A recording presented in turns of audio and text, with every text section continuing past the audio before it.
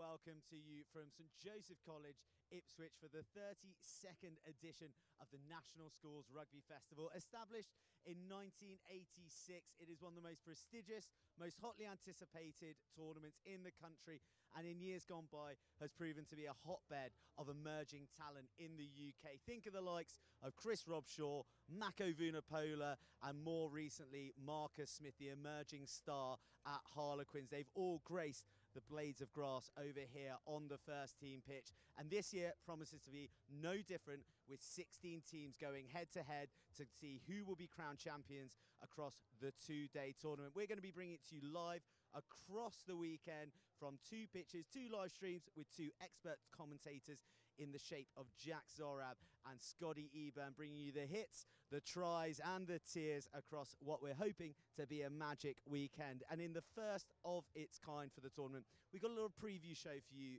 this year where I have two expert guests alongside me. I've got Angus Savage, who is a schoolboys rugby guru from 15 Rugby, and Simon Sinclair, the Northampton Saints Academy manager. So welcome, chaps. It's an absolute pleasure to have you. Please don't be so mute for the duration of this. We're here to talk a bit of rugby, okay? So the way things are going to go down, we're going to preview the runners and the riders who are going to be taking an assault on the championship this year. We're going to go through them group by group, but we do have some special guests dotted around the campus that we're looking to catch up with soon. Now, I'm going to start with you, Angus. You've been at this tournament many, many years. What have you got to say for it as it's grown?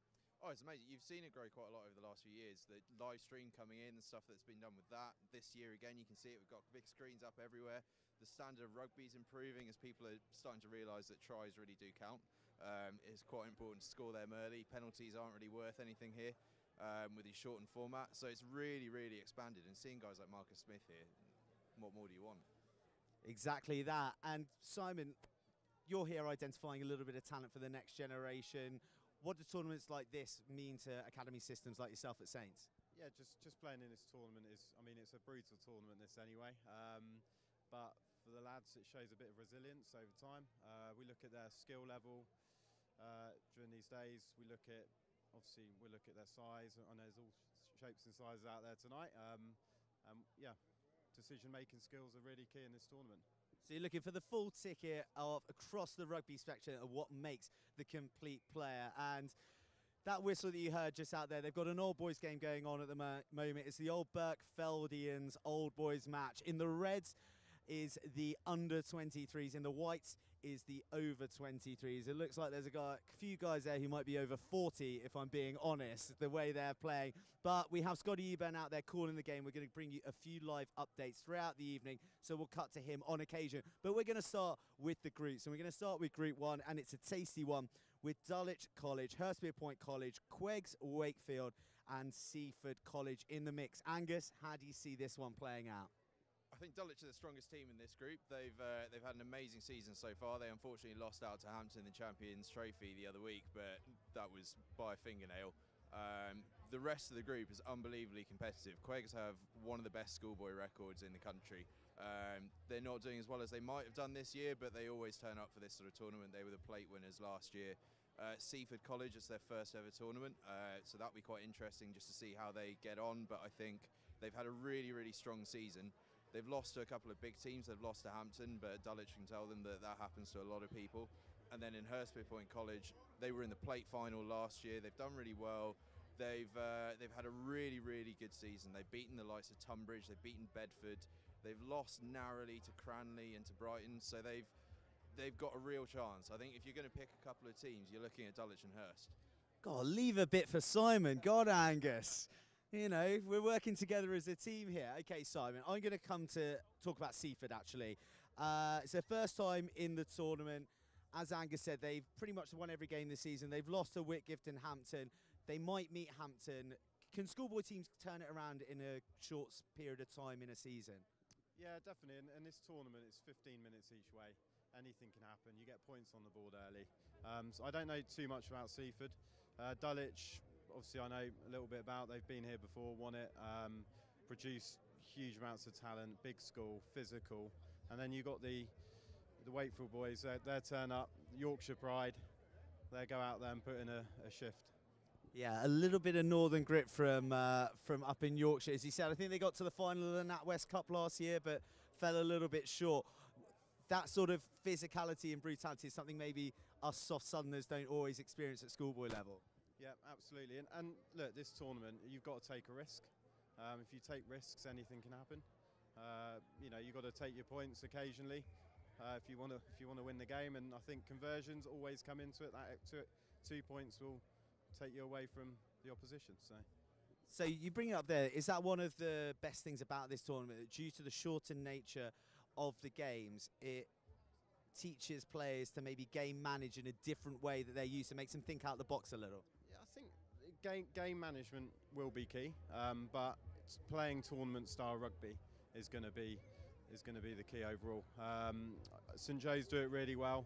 Millfield do it really well. I know we're going to come on to them later anyway, but yeah, points on the board early, and I think you get a bit of confidence and then see where you go from there.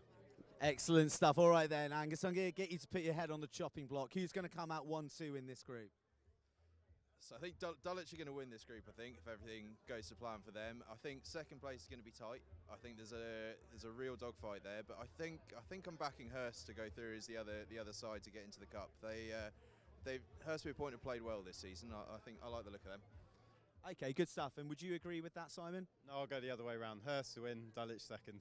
There you go. A little bit of controversy to start. So just to clear up the process in the tournament, the top 2 teams of each group go through to the cup, and the bottom 2 go through to the plate. Now, it's not a conventional knockout in cup and plate. On the second day, groups are reformulated with the top teams from group 1 and 2 joining a group with the second place teams in group 3 and 4, vice versa, and the same is echoed in the plate. So those top 1-2 positions can be pretty vital when it comes to the reckoning for the second day's finals competition. Right, boys, thanks very much. That's group 1 in the bag, and I'm going to go for a wonder where my floor manager has hopefully got a guest lined up for me, but knowing him, it can be a bit unpredictable. We're over here. We're into Anthony O'Riordan. Anthony, pleasure to have you. Anthony, Director of Sport at St Joseph's College, Ipswich, and one of the men spearheading this great tournament.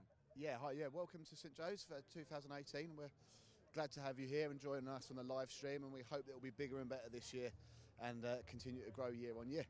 Yeah, you say bigger and better. It clearly is. You see how many people are here. We've obviously got the cameras down for the old boys game. What makes this tournament so special that makes people want to make it bigger? I think it's as the school grows and as people move on, they want to keep that tie with that old boy and old girl network. And I think you see tonight there's more people here than there were last year and the year before, just on the Friday night. And I think that will transcend into the Saturday and onto the Sunday. But also I think it's the hard work that the guys put in, Lucy and the school, and the support we have. It just means that the word is spreading. It's sort of growing into this mini monster, which is brilliant. Great fun to be a part of. Yeah, mate, it's awesome. And you mentioned the Old Girls Network, and we were speaking off camera before. You're looking to develop this into an all-round festival, aren't you, including girls' sport? Yeah, so the ambition over the next 12 months is to put together a plan that incorporates. We have our Old Girls hockey game that's played on a Friday evening, so it's just finished. But we're looking to incorporate more of that. I guess a Bournemouth 7 sort of vibe, where we have netball on site and being played, hopefully being joined by the colleges that are playing within the rugby festival, bring down their female counterparts and join in the festivities. How are you going to accommodate that? Because it's a pretty big show that you're putting on already. It must take so much organisation. It's going to be huge, and I haven't quite worked it out yet, but I'm a man that says yes and works backwards, so we'll get there somehow, I'm sure. I like it. Dream big, build it, and they will come, and all that sort of stuff. Well, look, that's the festival covered. Let's talk about your team, St Joe's. How are you shaping up? Yeah, we're shaping up well. We've had a bit of a slow start to the season. We've had a few fixtures that didn't fit with a block when the terms changed this year. We're quite a young side, and it's more of a 3-year plan for us, but that's not taking anything away from it. It's our festival, and when there's 5,000, 6,000 people cheering your name, that's sometimes enough to get you through. But we've got a lot of young guys that are making their mark in the game nationally, let alone just at St Joe's. And I think the future's really bright for us. I'd be disappointed if we didn't make it through second day. So that's the aim. But obviously we always aim to win it, but you never know. Yeah, of course, I think 2016 the last time you guys won it. So it's about time you got the name back on. Who are the big names we're looking out for in your team? I think in our team, young Harry Williams. So Tom Williams played last year. His older brother left us and moved on to Loughborough. And Harry's sort of fulfilled his role really in the side and keeping the Williams name going strong at St Joe's. So he's definitely one to watch out for. I mentioned the young boys. Gabe Jones is also a young year 11, and he's come through into the first team starting at 10 tomorrow. Jarno Longaretti's doing well. Our own Bertie Kemsley's looking strong. Do you know, I could go on all through all 25. I don't want to take anything away from any of them. They're all in prime condition and ready to go. All right then, what about these young scamps? Are these guys players of the future? Sure, definitely players of the future. All three of them. Yeah, absolutely. They're certainly showmen of the future. Well, look, it's an awesome tournament. Thank you for having us here. Looking forward to seeing you as the weekend goes on. And there was plenty of mention of the old boys, the old Byfeldians, who were slugging it out there, the under-23s versus the over-23s. And we got a little bit of a match report live from Scotty Eburn. Thanks, Joe. Well, we're in the third quarter here of this old boys game. We've got the Reds and the Blues, and so far the Blues currently leading this one. It's 12-all at the moment. And just a bit of a background to this. This is the old boys game. They've decided to play this on a Friday night, try and get some of the old players from St Joseph's College back for some of the festivities this weekend. And the Reds are the under-23s, the Blues the over-23s, and so far in this game, they've just used their bit of extra mature muscle to take the lead in the first two quarters. But a fantastic solo score from the left winger. And just looking at it here, we saw him in the very first action of this game with some fantastic run, breaking from 80 metres or so out and getting pulled to the ground inches away, and just managed to slide on over the line for a great solo score. We're some way through this third quarter. It's very chilly here in Ipswich this evening. Temperatures in the single figures. We might get a bit of frost on the car in the morning. Get those windscreen de-ices ready. But here come the Blues breaking down the right flank.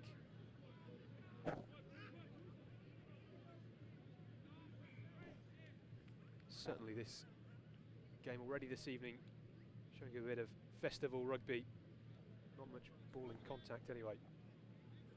Joined in the commentary box by Jack Zorab this evening. Jack, you've been watching the game from the bar so far, and what have you made of this? The under-23s putting a good showing out on the flank so far. Yeah, they really are. I mean, the Reds, the under-23s, the younger guys, that try we've just seen on the replay, what a score that was. Both me and you, Scott, up here clapping our hands at that one. I think it's the first real perler of the weekend. I'm sure there'll be plenty more on this pitch as well over the next 2 days.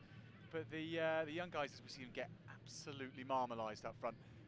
Maybe even a try here for the older boys. Not quite.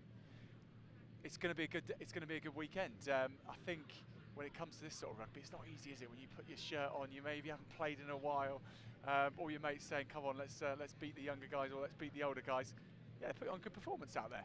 Yeah, kickoff was about 8:15. I'm not too sure if these guys would have lubricated those joints in the bar before the game, but I think they all arrived about 9.5 minutes before kickoff, from what I could see. They arrived with me, and I was very late.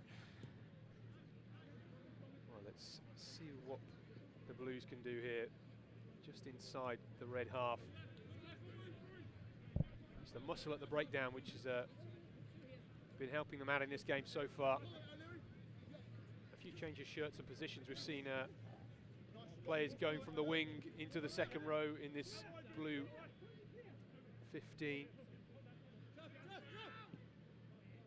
Bit of a mishmash side, but St Joe's old boys coming home to mark the start of the National Schools Rugby Festival this weekend. Really at the heart of the sport here, but here come the Blues cutting through the midfield. A really great run by number 20, stepping back inside. Can he go all the way? Dodging and weaving. One last shove over the line, and that is a brilliant, brilliant score from 40 metres out from number 20, Jack. Cracking run. Well, what is it about these individual pieces of play we're seeing?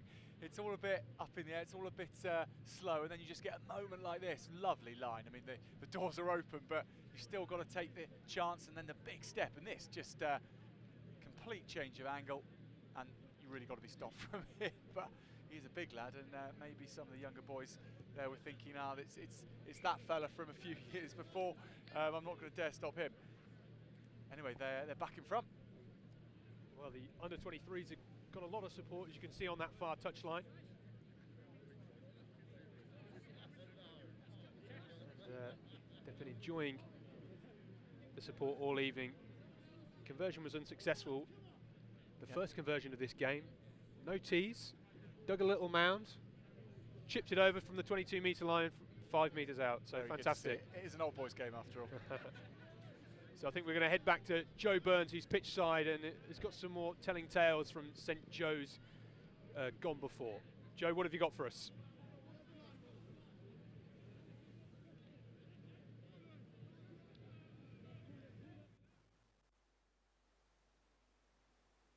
On the pitch, and I can tell you actually that the Whites, the over 23s, have just scored an unbelievable try. Their number 20 zigzagging his way through the backfield, showing that he's still got it even though old Father Time is knocking on his door.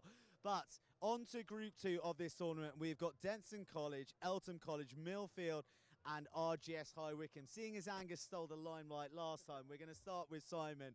And you fancy Millfield, don't you?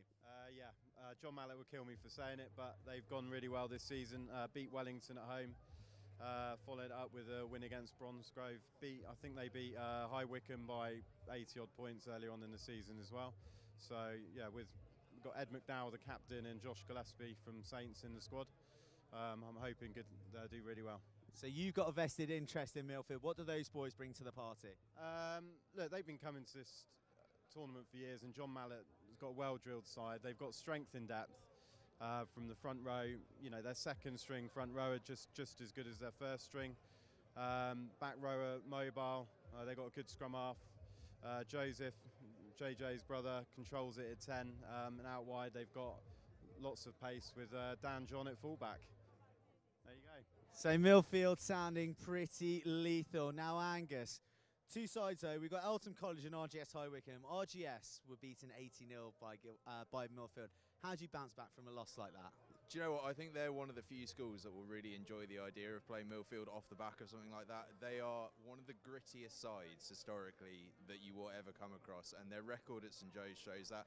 They really, really love getting stuck in. So weirdly, I don't think it will faze them having had that. That said, it's obviously not ideal. But they're going to be all right. Eltham College, like you said, they've had a cracking season, unbeaten. They've beaten Felsted, who we all know are a really, really good side. So they're a little dark horse to keep an eye on. But I think the real dark horse in this tournament is Denston. Yep. Denston College are a really, really good side. I know that Simon knows a few things about them, and he's heard great stuff, and he's absolutely right. They're a side that have potentially got a lot to give. But as Simon said, Millfield are just red-hot favourites in this tournament. Red-hot favourites, probably looking to exercise a little bit of revenge on Brighton College, who we'll talk about a little later. They obviously got seen off in the final last year. So what are we saying, boys? Denson and Millfield, 1 and 2? Yeah, I agree. Denson and Millfield, 1 and 2. You heard it here first from the boys. Okay, so that's Group 2 done, and it's time to go for another wonder and see who else we've got here. Obviously gives you an opportunity to enjoy the vista here at St Joseph's College, Ipswich. It's a beautiful campus with some fantastic sporting facilities. Facilities that any kid would love to come and ply their trade. We're going to come over here because we've got the next step on the journey for a lot of these young rugby lads. They're going to be doing their studies, they're playing their rugby, but they'll have their eyes on university.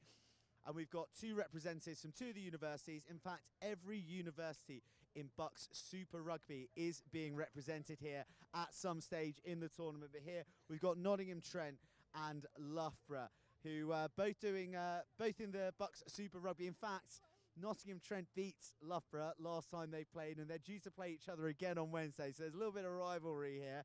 But just starting with Nottingham Trent, what are you looking for down here today? Just spreading the word of university. Yeah, I mean, for us, it's a great opportunity to come down here and spread the word of Bucks Super Rugby. Great opportunity to spread the word of our programme and our links with Nottingham, and just to be able to shout about the good work that we do up in Nottingham. Okay, and tell me, Andy, are you actively recruiting players down here? Yeah, well, firstly, it's a fantastic tournament. So having come into such a fantastic tournament, we're here just to sort of spread the word and talk about what Loughborough can offer and the type of place it can, the type of place and rugby experience you can get at Loughborough, really. So what is that experience? Tell me what Loughborough offers. So we offer, we think, a really, really unique Loughborough rugby experience, which is obviously playing in National 1 and also within Bucks Super Rugby. We invest pretty heavily within our programme in terms of our physiotherapy, our strength and conditioning, our support structure that we put around a player when they come to Loughborough. And our aim is to try and exit them into a really sort of, either into what they want to do over in, wherever it be a job in the city, or even going to play professional rugby in the Championship, Premiership, wherever that might be. So that's our aim for when they come into our programme and what we try to do. So. Well, a long-established and very successful programme. I've actually played with a lot of Loughborough boys and still do, and they're good boys. But as you said, they also go on to have professional jobs. It's not all about becoming professional rugby players. And that's probably the same for you at Nottingham Trent, I'm imagining. Yeah, definitely. I mean, our programme, we offer a wide variety of different courses, and I think for me, it's a great opportunity for lads to come in, experience Championship Rugby, and then also experience the world of work and get a degree behind them, and then go out and choose the path that they want to choose, whether that is a professional rugby career and working with Nottingham, or whether that's going out into the big wide world and out into a job. Now, Nottingham Trent are newcomers comparatively to Loughborough in Bucks Super Rugby. What started Trent on that journey to want to dine at the top table? There's a few things really. I think there was a desire from the university to kind of push our whole sports programme forward. We're obviously in kind of a very competitive market in the East Midlands, with Loughborough down the road and Nottingham just over the river from ourselves. And rugby was one we thought we could actually really push on with, and the fact that Neil Fowkes came in and did a fantastic job and has now been succeeded by Alex O'Dowd has really helped our programme to just develop and become really strong. Yeah, do you know what, you're looking great this season. But one just last thing, sort of like away from the rugby, there's you can never forget about your studies, and you guys obviously providing sporting excellence for them, but you always maintain they must take their studies seriously first, right? Yeah, 100%.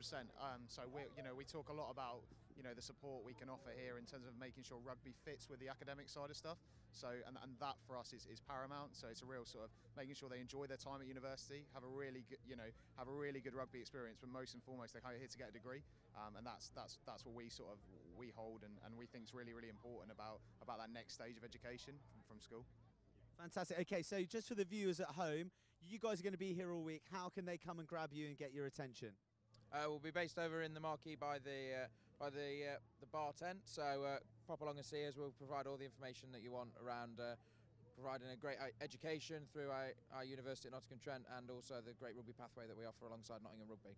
There you go, here all weekend, ladies and gentlemen. You boys enjoy the game. I think these guys might be past their best, so I wouldn't go recruiting any of that lot. But good to hear from the universities. That is the next step for a lot of these students, a lot of these rugby players, as they look into develop into fantastic young men. As we're going to come through, a few old boys here. There you go, sliding into someone's DMs, no doubt. And I've got our two experts back here. Apologies for turning my back on you a couple of times there.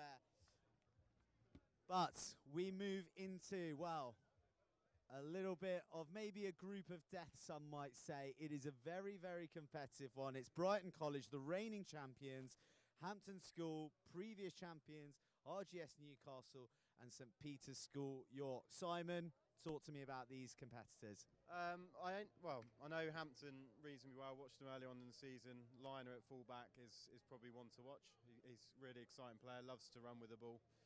Doesn't like to kick it, just for the opposition, just if they want to look at his game, but he loves to just play rugby. So there's them, and then you've got Smith, Marcus's brother, playing for Brighton. Did really well last year. Quite impressed with him. Plays similar style to his brother as well. So yeah, those two teams I know pretty well. But you better go to the guru for the others. I hear Angus with the others, but just talking about how Liner doesn't like to kick. Schoolboy rugby is about expressing yourself, isn't it? Because this is the time where you don't have to be pragmatic, play territorially. It's about developing your skills and really enjoying yourself. Yeah, and look, it's a decision-making process, isn't it? If he backs himself to run it and it's on, then it's great. If he's got other players around him that can kick it as well, that doesn't matter. And on that point of skills, we'll just touch on Saints at the moment. What is the kind of thing that you're looking for as the academy manager of Saints from children at this age, but also at what age do you start recruiting players? So we've sort of gone a bit later now. So our DPP starts at 13, like every other academy. And we start to look at them halfway through their under 15 season. And we look at, obviously, yeah, you will look at a bit on the size of them, different sizes and shapes. You look at their decision-making skills. You look at their awareness on the field and their footballing skills. So we keep it pretty broad until probably 16, and then we have to sort of start cutting it down to bring on a team. I was going to ask, what are the sort of expectations that you put on players at the age of 13? What sort of demands do you have of them? Because you don't want them to specialise too much. You don't want to have pressure on them. No, and look, we want to encourage them to play lots of different sports still at that age. We want them to play all the sports at school, in their PE lessons, you know, hockey, cricket. They're all great team sports. We don't play any games with them under 13, so we just want them to enjoy their rugby, play with smiles on their faces, and meet new friends, really. Good stuff. All right, that's one thing I want to come back to you on, is the competitive aspect of junior rugby. Well, we'll touch on that in a second. All right, Angus, you're left with the remaining two in this group, RGS Newcastle and St Peter's School York. St Peter's School York, you've played 6, won 3, lost 3. Bit of a mixed bag for these guys. It's a bit of a mixed bag, but who they've played has been tough. The teams they've lost to, Sedbergh, Durham and Woodhouse Grove, they're not easy games to win. So I think you really are looking at a group of death here, and almost RGS and St Peter's have been given a really tough ask in that in Brighton and Hampton, that's 2 of the strongest teams in the tournament. If these two were in a different group, they'd probably be favourites to come out of it. As it stands, they're the outsiders. So it's really, really tough, and especially in this group where it's probably the most important group to win, and it's the hardest group to win, which is kind of unfair, I suppose, but that's the way these things go. But I think you've really got to say that RGS Newcastle probably are the ones that are most likely to push it. They've had a really strong season so far. They could knock on that Hampton and Brighton door. Well, you mentioned Hampton's victory over Dulwich. They're riding high at the moment, and Dulwich are real competition animals. They're used to progressing in tournaments. They know how to win. What is the difference from Hampton this year that has meant that they've managed to edge out Dulwich after a couple of losses over the last couple of years? Do you know what was really interesting about that game is the team spirit. When you win in the last second of a game, the very last play, that generally comes down to just wanting to do it. And you could tell they really, really cared. They really, really wanted to do it. They were on their home ground. It was a big deal for them, particularly because they've had those losses in the past, like you said. I think they just wanted it. But also at these times, that fine margin, really, these things can go either way. I mean, Dulwich losing that game was no reflection on Dulwich. It was just a reflection on a great game of rugby, and both sides rightly go into the competition as well on near up at the favourites end. So they're good teams, both of them. Good stuff. So a lot of quality in Group 3, with maybe Brighton and Hampton looking like the favourites, but RGS Newcastle knocking on the door. So Group 3 in the bag, which means it's extra guest time once again. And where is my floor manager? He's obviously gassing away with someone he shouldn't. Dickie, where is my next man? He's in the tent. Bear with me. I'm working with a guy with a very short attention span. I don't think that he would have the grace to get into a quality school like St Joe's. And yes, here we are. Okay.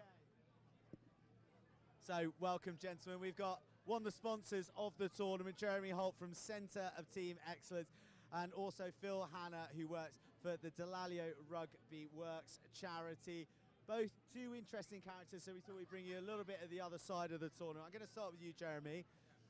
Tell me what your business does. Okay, so we work with corporate organisations, the military and sports teams to create high-performance teams. And we're just starting to offer that same kind of service to schools, which is why we're here. So, which is my next question, what creates a great team? Okay, so if you look at the difference in the teams that will be playing out here tomorrow, and you think about what differentiates the top teams from the ordinary teams, it will be something to do with the commitment that the guys have put in, not just during the match, but also in the whole preparation for the match. But in the match, you can think of key decisions that people make. So, like, I've got a fast winger running down the wing. he's got a 30% chance of scoring. The guy inside him's got a 70% chance of scoring, but he wants to get the glory. Does he pass, or does he go for it himself? So in high-performing teams, what you get is the guy will make the decision to take the 70% chance. So he's thinking about us rather than me. He's thinking we rather than I. And so to get to that point, you have to build up a mindset, a whole set of beliefs that sit behind that. So it's developing a universal culture within a team where they're all driving towards the one communal goal, basically. Yeah, but and culture's kind of one of those woolly words that people say, oh, culture, it's great. People talk about identity a lot at the moment. You know, the England football team were talking about their identity and their DNA and all this kind of stuff. But what does that actually mean? If you flip it around and you think about it from the player's perspective, it's do I feel that this is part of who I am? Once it starts to become so important to me, once I buy into the concept of this team, that it becomes a part of my sense of myself, then it becomes part of my identity. That's when I start putting us in front of me, because actually me and the team are the same thing, because it's become merged into part of my sense of myself. So when that happens, that's when you start moving towards extraordinary performance, and that's when it gets exciting. Do you know what? This is so interesting. You often hear that a child's mind is like a sponge. It's when their minds are most fertile to learning. So trying to integrate or breed that into players at this age, I guess, is crucial in their development as a human being, let alone a sportsman. Yeah, so sports kind of I mean, obviously everyone who comes to these tournaments wants to do well, but there'll be one team that wins and 15 teams that don't. And what's the experience like for those 15 teams that don't win? And how do you make sure that that is something that really contributes to to all of those players' kind of sense of themselves, building them and their self-esteem and their self-confidence? And that, yeah, I think that's an exciting area. Fascinating stuff. So, Jeremy, one of the sponsors of the tournament, obviously plenty of organisation going into the weekend, but also rely on sponsors supporting the grassroots rugby. So thanks to Jeremy, very, very interesting chat. But on to you, Phil, working for Delalio Works. Now talk to me about Delalio Works, because this is probably operating in a different spectrum to some of the schools that we're seeing on show here this weekend. Yeah, a very, very different spectrum. So we're a charity that delivers an intensive long-term skills development program based on the values of rugby to 14 to 17-year-olds that find themselves outside of mainstream education. So they can find themselves out of mainstream education for a variety of reasons, and they tend to get educated in places called alternative provision schools. So that's where we go in and try and teach them soft skills to improve their chances of not becoming neat when they leave school. So what we're doing is working out what they're interested in, so we can help them when they're post-16 and when they leave school.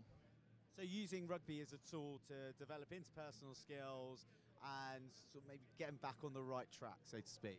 Precisely, that's exactly it. So we're operating nationally. We're in 70 different schools all over the country. We have 28 coaches.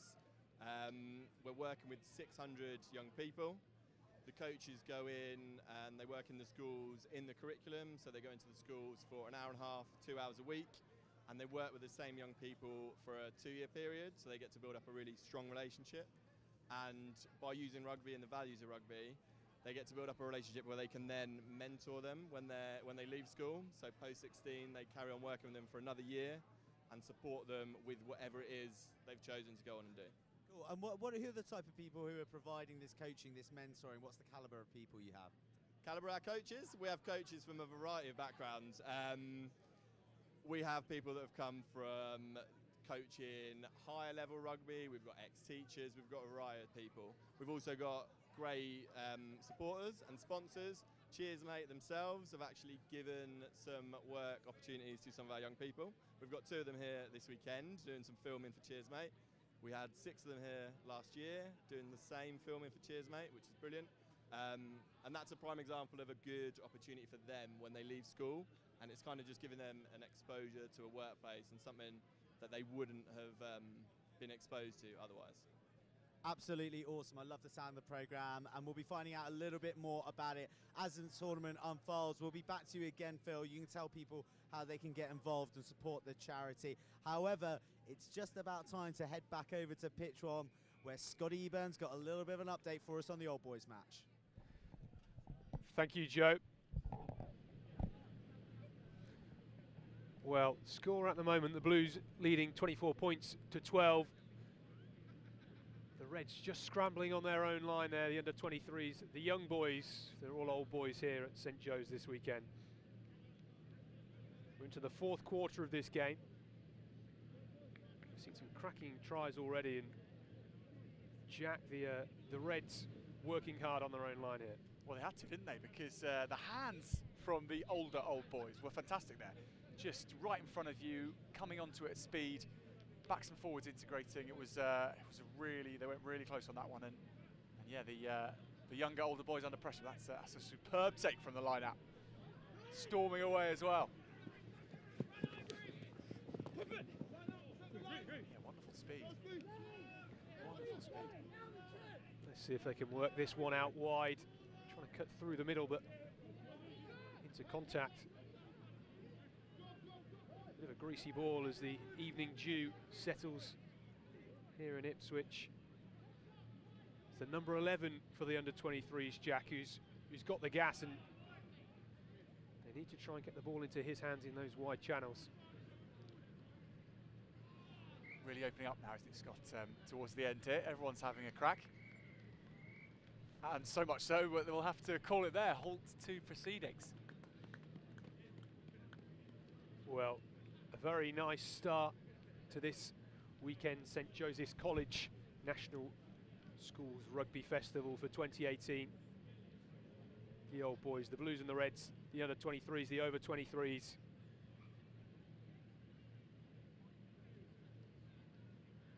A cracking opportunity for some former St Joe's to grace the field of dreams here in Ipswich.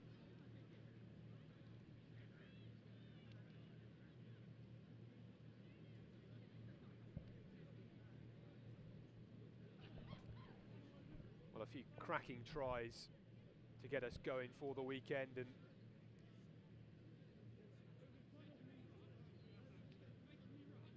well, I think talking more in the bar about what's gone and what's about to come this weekend is Joe Burns. And Joe Burns, what have you got for us now?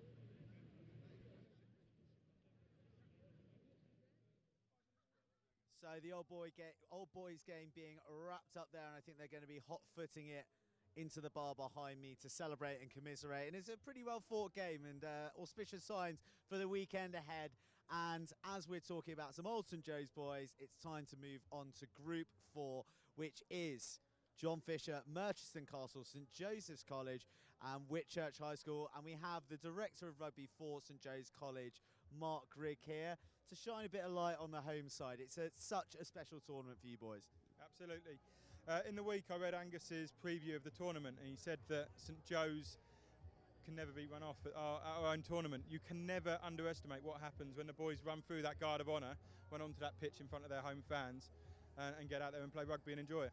Yeah, it was the first time that I'd been to this tournament last year, and that's the thing that stuck in my mind, is the guard of honour that the whole of the school make for the boys running onto the pitch. And it's got to be the best moment of their schoolboy career. Absolutely. We have our, in the build-up to the festival, we have an assembly on the Wednesday morning prior to it, and I think that's closely linked to it. But the school, rugby runs through our veins, it really does. And every single member of the school, every member of staff is out here supporting those teams. Okay, so St Joe's, what do you feel about your group? It's a tough group. Every group here is tough. That's what we want. We want the tournament to be tough. Looking at what the other teams are doing this season, we've got, I think Merchiston look like they've gone close to unbeaten so far this year. John Fisher have had some good results as well, and you can never write off Whitchurch coming over from Wales. Always a tough opposition as well. So we'll see how we go. We've not actually played that much rugby this year. Some of you will notice if you've looked online for results. We've only had probably one out-and-out first-team outing this year. A few cup fixtures as well, but we're actually hoping that we see what we're capable of this weekend as well as you. Excellent, exciting stuff. Now you bring up John Fisher. Simon, you tell me that John Fisher have got some big units in their setup. Yeah, look, I watched them pre-season, and I mean they've got a huge amount of numbers, big state school, and yeah, they have got some big units, definitely. Yeah, so they'll be playing the power game, do you think? I think so, yeah, definitely. John Fisher, they've got a pretty rich history. George Simpson, one of their recent alumni, now playing for Ealing in the Championship, having come out of Cardiff Met University. So they do create a few magicians behind the piano movers as well. Which leaves us with a couple of teams. Merchant Castle, Whitchurch High School. Whitchurch High School, famous for spitting out the likes of Gareth Bell, Sam Warburton and Geraint Thomas. Will they be a tour de force this year? It's not a bad roll call, that, is it? They could be. They play in the Welsh Schools League, and that is a tough old league. To pick up any sort of win in that is a really good effort, and they've got a couple this season. So they're always a bit of an unknown, just because people don't know as much about them, but they should be pretty strong. They'll certainly be hard to beat.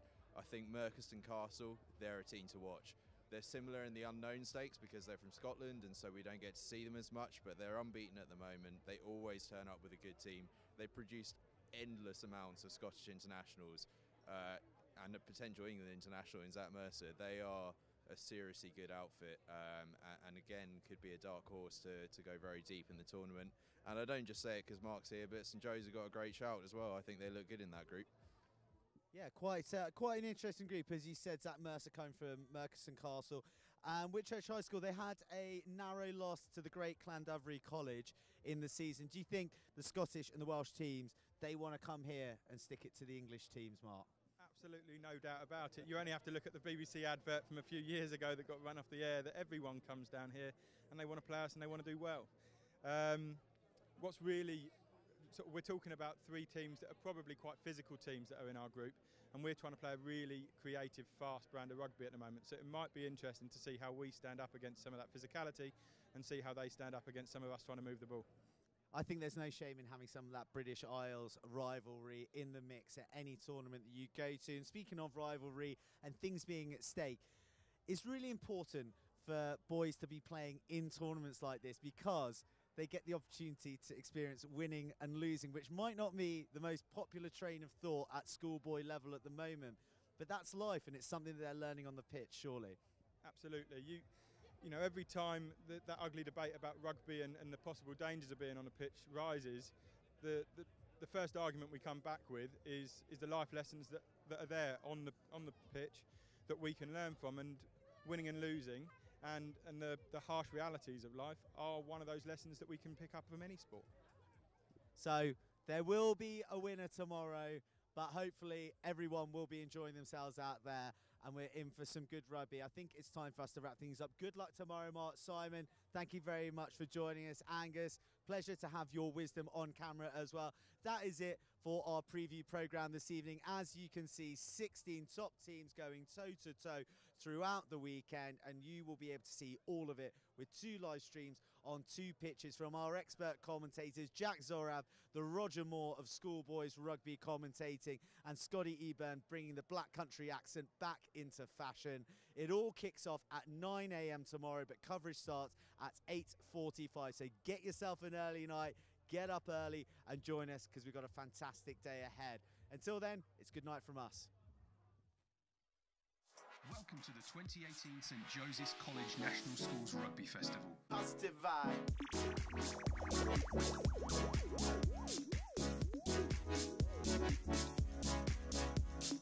Started in 1986 to commemorate St Joseph's College Golden Jubilee, it has since cemented itself as the largest competitive tournament for 15-a-side schoolboy rugby in the country.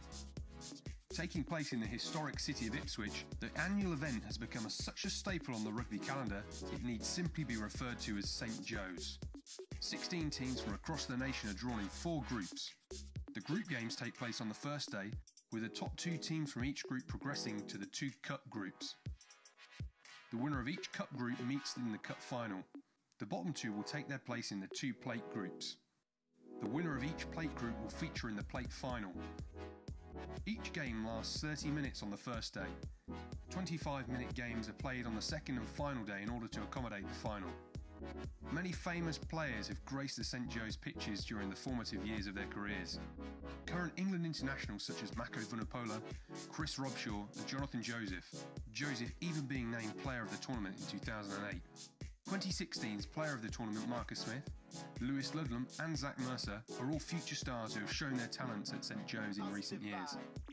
Millfield is the most successful school in the tournament's history, winning the cup 6 times. Current holders Brighton College will be hoping for a repeat of their 2017 showing as they went on to take the St Joe's crown in impressive fashion.